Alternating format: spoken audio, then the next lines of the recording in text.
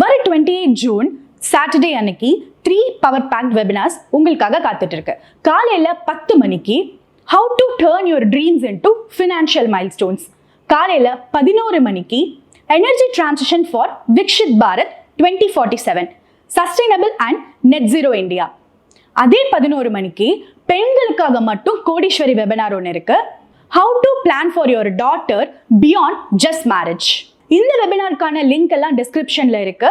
மறக்காம இப்பவே போய் ரெஜிஸ்டர் பண்ணுங்க. மாசம் ஒரு புது ஸ்டாக் கண்டுபிடிக்கலாமா? என்ன சார் மாசம் நான் டெய்லி கண்டுபிடிக்கிறேன் அப்படின்னு உடனே உங்க மைண்ட் வாய்ஸ் சொல்லுதா? அங்கதான் சிக்கலே ஆரம்பிக்குது. டெய்லி ஒரு ஸ்டாக் கண்டுபிடிக்கிறீங்கன்னாக்கா வருஷத்துல 200 நாள் ஸ்டாக் மார்க்கெட் வேலை செய்யுது. நீங்க ரொம்ப ஓவர் எந்து பட்டாணின்னா நீங்க 365 நாளும் கண்டுபிடிக்கலாம், இல்லை 200 நாள் கண்டுபிடிக்கலாம். இந்தியாவில் உண்மையிலேயே அவ்வளோ ஸ்டாக்ஸ் நம்ம தேடி கண்டுபிடிக்க முடியுமா? அவ்வளோ ஸ்டாக் இருக்கான்றது ஃபர்ஸ்ட் ஃபண்டமெண்டல் கொஸ்டின். ஆனால் என்னுடைய அனுபவத்தில் டெய்லி புது ஸ்டாக் கண்டுபிடிக்கிறதுங்கிறது பல பேருக்கு பெரிய கிக்கு, த்ரில்லு. இன்னைக்கு இந்த ஸ்டாக்கை வாங்கினேன் டெய்லி சொல்லுவாங்க. நேற்று கூட நண்பர் ஒருத்தர் ஃபோன் பண்ணாரு, 3000 ரூபாய்க்கு இந்த ஸ்டாக் இருக்கு அப்படின்னு ஒரு ஸ்டாக் பேர் சொன்னார். ஸ்டாக் பேர் சொல்லிட்டு நீ கொஞ்சம் பாரு, உனக்கு பிடிச்சா சும்மா ஒரு 10-15 லட்சம் ஷேர் வாங்க ஜாலியாக தமாஷுக்கு அப்படின்னாரு. ஆக்சுவலாக இவர் நான் மதிக்கக்கூடிய நண்பர், எனக்கு ரொம்ப க்ளோஸ் ஆனவர். அவர் ஏன் இதை செய்கிறாரு அப்படிங்கிறது தான் எனக்கு ஃபஸ்ட்டு ஒரு தாட்டாக வந்தது. அவரோட நான் இன்னும் மற்ற இடங்களில் ரொம்ப சீரியஸான ஸ்டாக் டிஸ்கஷன்ஸ் நிறைய வச்சுருக்கேன். என்னோட நிறைய பேசுவார். அவருடைய ஐடியாஸ் எல்லாம் எனக்கு ரொம்ப ஒரு ஒத்து போகக்கூடிய ஒரு நபர் தான். எங்களுடைய அனுபவமும் கிட்டத்தட்ட ஒரே அளவு, என்னோட கொஞ்சம் அவருக்கு அனுபவம் அதிகம். Investment philosophy almost similar. Stock taste கிட்டத்தட்ட அதே. எனக்கு பிடிச்ச நிறைய ஸ்டாக் அவருக்கு பிடிக்கும், வைசி வர்ஸ் ஆல்சோ. எல்லா ஸ்டாக்கும் பிடிக்காது. ஸோ இந்த எல்லா ஸ்டாக்கும் பிடிக்காதுன்னு சொன்னேன் இல்லையா, அந்த பிடிக்காத வகையில் இந்த புது ஸ்டாக்கை சேர்த்துக்கலாம். இதுக்கு முன்னாடி கூட என்கிட்ட ஒரு ஸ்டாக் சொன்னார், 16 ருபீஸ் இருக்கு, சும்மா ஒரு 5 லட்சம் ஷேர் வாங்கி போடேன் அப்படின்னாரு. அது 16லேருந்து 8க்கு வந்துடுச்சு. அவர் 16ல் சொல்லும்போதே அது அவர் சொன்ன விதம் வந்து ரொம்ப இன்ட்ரெஸ்டிங்காக இருந்தது. உண்மையிலேயே எனக்கு பிடிச்சது அவர் சொன்ன விதம். இப்போ இந்த 3 ரூபாய் 3 ரூபாய்க்கும் அவர் சொன்ன விதம் எனக்கு ரொம்ப இன்ட்ரெஸ்டிங்காக இருந்தது. இந்த புதுசாக ஸ்டாக் தேடுறதுல என்ன தெரியுமா சிக்கல்? ஃபஸ்ட்டு நம்ம அந்த ஸ்டாக்கை விரும்பணும்னு முடிவு பண்ணி தேடுறோம். So it is premeditated. நமக்கு இன்னைக்கு ஏதாவது வேணும், 4-5 வச்சுக்கிட்டு அதில் ஒன்றை பிக் பண்ணுறது அப்படிங்கிறது. இந்த அணுகுமுறை பல தருணங்களில் நம்மளை சராசரியான முடிவுகளை நோக்கி தள்ளி விடுது.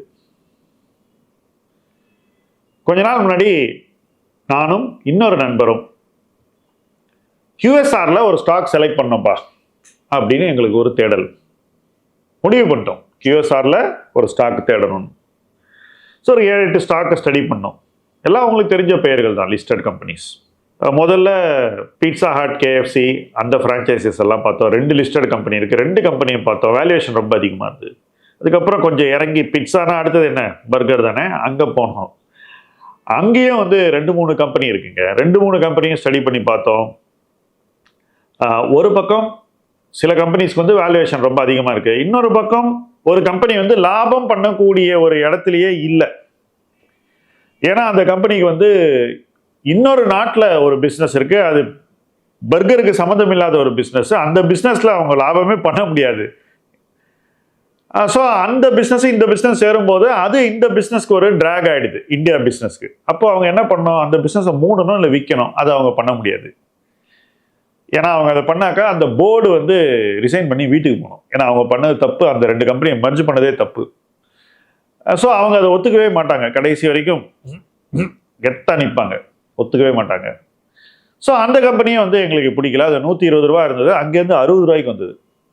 நல்ல காலம். பட் இந்த தேடலில் இந்த மாதிரி நிறைய ஐடியாஸ் வருங்க. அதுக்கு தான் நான் இந்த உதாரணங்கள்லாம் சொல்கிறேன்.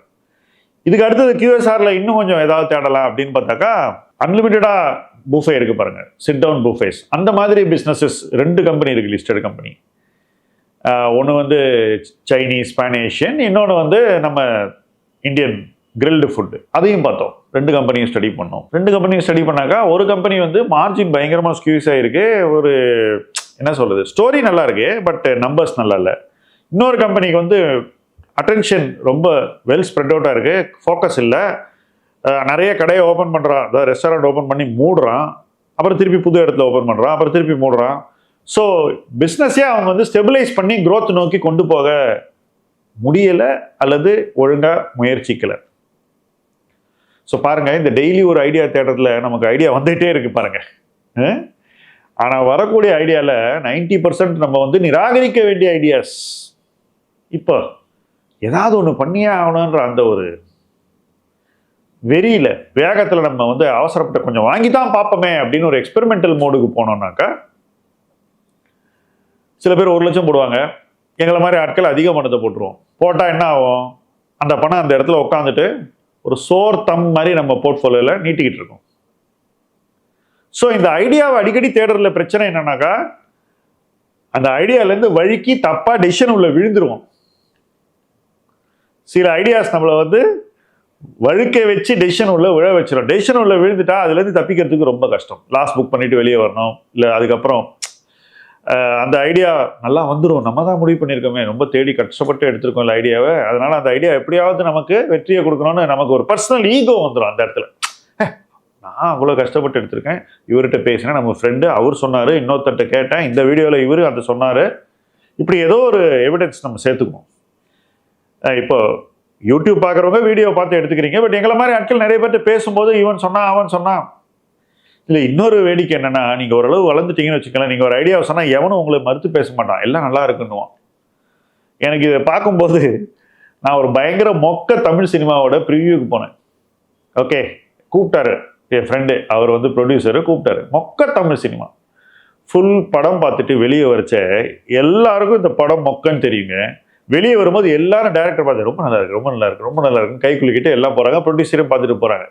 நான் வெளில வந்து என் ஃப்ரெண்டு ஒருத்தர்கிட்ட கேட்டேன், அவங்க 2 பேரும் இந்த படம் நல்லா இருக்குன்னு ஆக்சுவலாக நினச்சிட்டு இருப்பாங்கல்ல அப்படின்னு. இருக்கும்பா, யாரும் நம்மக்கிட்ட உண்மையை சொல்ல மாட்டாங்க, இதுதான் இந்த ஃபீல்டு அப்படின்னா. இன்வெஸ்ட்மெண்ட் ஃபீல்டும் கிட்டத்தட்ட இந்த மாதிரி தான். நீங்கள் ஒரு ஐடியாவை சொன்னீங்கன்னா அது எவ்வளோ மொக்கையாக இருந்தாலும், நீங்கள் ஏற்கனவே சக்ஸஸ்ஃபுல்லாக இருந்தால் எவனும் வந்து உங்கள்கிட்ட என்னையா அது மொக்க போடுற அப்படின்னு சொல்ல மாட்டாங்க. இன்னைக்கு உங்களுக்கு நிறைய யூடியூப் ஃபாலோவர்ஸ் இருந்துன்னு வச்சுக்கலாம், அவங்க வந்து என்ன பண்ணுவாங்க, நீங்கள் எது சொன்னாலும் கரெக்டுன்னு சொல்லி உங்களை ஏற்றி விட்டுருவாங்க, ஃபினிஷ்டு நீங்கள் அதோட.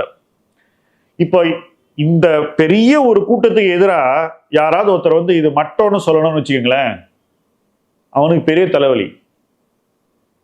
ஏன்னா இவங்க எல்லாம் மொத்தமாக போய் அவன் மேலே பாஞ்சிடறாங்க. ஸோ எவனும் வந்து உங்களுக்கு சொல்ல மாட்டான்.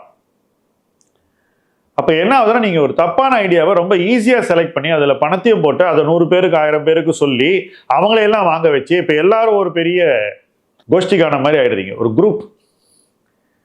இந்த குரூப் ஃபார்ம் ஆயிடுச்சுன்னா அதுதான் ஒஸ்ட் எனிமி நமக்கு. ஸ்டாக்ல ஒன்றும் மாறாது, ஆனால் குரூப் பெருசாகிட்டே இருக்கும்.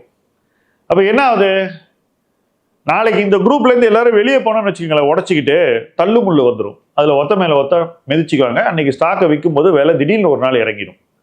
இதுதான் ஒரு வாட்டியும் இந்த அவசரப்பட்டு ஸ்டாக்கை டெய்லி தேடி ஒரு ஸ்டாக்கை வாங்கி தினம் எதையாவது ஒன்று பார்க்கணுன்ற அந்த பரபரப்பில் செய்யக்கூடிய முதலீடு ஏற்படுத்தக்கூடிய இறுதி விளைவு. அப்போ என்ன ஆகும், விழும்போது பயங்கர வேகமாக விழும், அன்னைக்கு வெளியே வர முடியாது. இது மாதிரி நிறைய ஸ்டாக்ஸ் இருக்கு.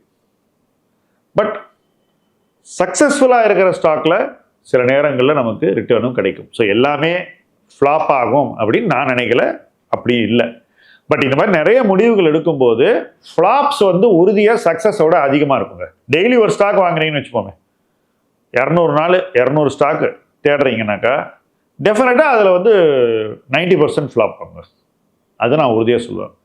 சப்போஸ் மாதத்துக்கு 5 ஸ்டாக் வாங்குறீங்கன்னு வச்சுக்கோங்களேன், அப்போ கூட 60 ஸ்டாக் வருஷத்துக்கு, அங்கேயும் கிட்டத்தட்ட 80 to 90% ஃப்ளாப் ஆகும்.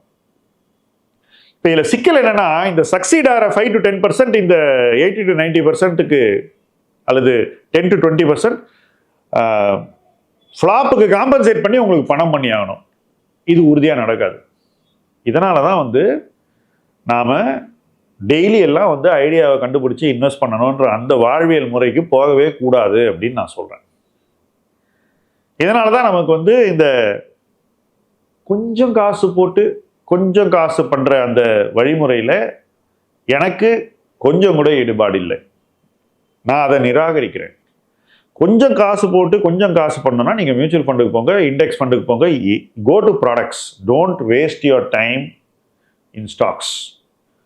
Only if you want to have very high scalability, அப்பதான் நீங்க ஸ்டாக் இன்வெஸ்டிங்க்கு வரணும். அதுக்கும் நீங்க வந்து நிறைய விஷயங்களை ரிஜெக்ட் பண்ணக்கூடிய ஒரு மனநிலை உள்ளவராக இருக்கணும். வர்றதெல்லாம் ஏத்துக்கக்கூடிய நபரா நீங்க ஸ்டாக் இன்வெஸ்டிங்க்கே போகாதீங்க. கேட்டதெல்லாம் வாங்கணும்னு உங்களுக்கு தோணுதா, நீங்க ஈக்விட்டி இன்வெஸ்டிங்க்கு சரியான பொருத்தமான நபர் இல்லை. என்னுடைய பார்வையில சில பேர் இருப்பாங்க, அவங்கள்ட்ட எந்த ஐடியாவை சொன்னாலும் அவங்க நிராகரிப்பாங்க, அதுல ஓட்ட கண்டுபிடிப்பாங்க, நொட்ட நொல்லு சொல்லுவாங்க, இது சரியில்லை அது சரியில்லைன்னு. அவங்க தாங்க நல்ல இன்வெஸ்டராக இருப்பாங்க. அவன் ஃபெயிலே ஆக மாட்டான். ஆக்சுவலாக என்ன ரீசன்னா, அவன் வந்து தவறுகளை கண்டுபிடிப்பதை தன்னை பாதுகாத்து கொள்ளக்கூடிய ஒரு வழிமுறையாகவும் யுக்தியாகவும் கையெடுக்கிறான். அவ்வளோதான் விஷயம். Is not against the person telling the idea. ஏய், ஒரு ஐடியா எனக்கு வருதா, இதில் இதெல்லாம் தப்பு, அதனால இதில் இதெல்லாம் இருக்கு, முடிஞ்சா என்னை கன்வின்ஸ் பண்ணுன்னு ஐடியா சொல்றவன சேலஞ்ச் பண்ணிக்கிட்டே இருக்கான். இன்னைக்கு டெய்லி ஒரு ஐடியாவை தேடி போறவங்க, ஐடியா சொல்றவங்கள சேலஞ்சே பண்றது இல்லைங்கிறதா அவங்களுடைய பிகெஸ்ட் வீக்னஸ். சொல்றதை அப்படியே ஏத்துக்கிறாங்க. அது கிட்டத்தட்ட இந்த குருஜி கிட்ட எல்லாம் போறாங்கல்ல, அந்த குருஜி சொல்றதெல்லாம் அப்படியே எடுத்துக்குவாங்க. அப்படித்தான் இன்னைக்கு இன்வெஸ்ட்மெண்ட்ல எல்லாருமே இந்த ஐடியாவை தேடி போறவங்க இயங்கக்கூடிய ஒரு விஷயத்தை நான் பார்க்குறேன். அது ரொம்ப தப்பானது. ஏன்னா அது வந்து உங்களுக்கு நான் சொன்ன மாதிரி 80% ஃப்ளாப் கொடுத்துரும், 20% தான் சக்ஸஸ் கொடுக்கும். இந்த 20% சக்ஸஸை வச்சு நீங்கள் வந்து 80% ஃப்ளாப்பில் வரக்கூடிய லாஸை காம்பன்சேட் பண்ணுறதுங்கிறது ரொம்ப கஷ்டம். இந்த முயற்சியெல்லாம் எடுத்துட்டு என்னன்னா ஃபைனல் ரிசல்ட்னு பார்த்தா நீங்கள் வந்து இண்டெக்ஸ் கூட பீட் பண்ணியிருக்க மாட்டீங்க. இதுதான் 90% போர்ட்ஃபோலியோவில் இன்னைக்கு பிளாட்ஃபார்ம்ஸில் நடக்குது. இதை நீங்கள் டெஃபினட்டாக தவிர்க்கணுங்கிறதா என்னுடைய ஒரு பாயிண்ட் ஆஃப் வியூ. அப்படி இல்லை எனக்கு பணம்லாம் வேணாம், எனக்கு எக்ஸைட் பண்ணி தான் வேணும்னு சொல்கிறவங்க அதை தொடர்ந்து செய்யலாம். பட் யார் பணக்காரன் ஆகும்னு நினைக்கிறாங்களோ அவங்க வந்து மிஸ்டேக்ஸை தவிர்க்கணும். 80% மிஸ்டேக் எல்லாம் பண்ணிட்டு 20% வச்சு எல்லாம் ஜெயிக்க முடியாது. சில பேர் சொல்கிறாங்க இல்லை 60% மிஸ்டேக் இருந்தால் 40% காம்பன்சேட் பண்ணாது, பத்தாது. 80% கரெக்டாக வந்து 20% மிஸ்டேக் இருந்தாலே டஃப் தான். ஸோ நீங்கள் அந்த இடத்துக்கு போகணும்னா உங்கள் இன்வெஸ்டிங்கில் எவ்வளோ பர்ஃபெக்ஷன் வரணுங்கிறத நீங்களே முடிவு பண்ணிக்கோங்க. ஏன் இன்வெஸ்டிங்கில் அந்த பர்ஃபெக்ஷன் இருந்தால் தான் என்னால் இன்வெஸ்ட்மெண்ட்டில் சர்வை பண்ண முடியும்னு நான் உறுதியாக நம்புகிறேன். உங்களுக்கும் அதுதான் பொருத்தமானதாக இருக்கும்னு நான் நம்புகிறேன். அந்த நம்பிக்கையின் விளைவு தான் இந்த வீடியோ. டெய்லி ஒரு ஸ்டாக்கை தேடுறது அல்லது மாதத்துக்கு 4 ஸ்டாக்கை தேடுறது இதெல்லாம் நல்ல முதலீட்டுக்கு உகந்ததல்ல. ஏன்னா என்ன ஆகுனா உங்கள் அட்டென்ஷன் டிஃப்யூஸ் ஆகிடும். நீங்கள் எதுக்குள்ளேயும் டீப்பாக போக மாட்டீங்க, எல்லாத்துலேயும் மேம்போக்காக இருப்பீங்க. அப்படி சூப்பர்ஃபிஷியலாக மேம்போக்காக இருந்தீங்கன்னா அது உங்கள் இன்வெஸ்டிங்கை பாதிக்கும். எப்படி பாதிக்கணும்? தவறான முடிவுகள் நஷ்டத்தை கொடுக்கும். அந்த நஷ்டம் நல்ல முடிவுகள் உருவாக்கி தரக்கூடிய லாபத்தையும் மிஞ்சக்கூடியதாக பல தருணங்கள் அமையும். அது வந்து உங்கள் கேபிட்டலை சாப்பிட்டுட்டு போயிடும். உங்கள் கேபிட்டல் அது சாப்பிட்டுருச்சுன்னா நீங்கள் வந்து முதலீட்டில் சேமித்து பணத்தை போட்டும் அடைய வேண்டிய இலக்கை அடைய தவறி விடுவீர்கள். அந்த இடத்துக்கு நம்ம போகக்கூடாது அப்படின்ற காரணத்துக்காக தான் நம்ம இந்த களத்தில் இணைந்து பயணிக்கிறோம். தொடர்ந்து இணைந்து பயணிப்போம். முதலீட்டு களம் உங்கள் களம். நன்றி.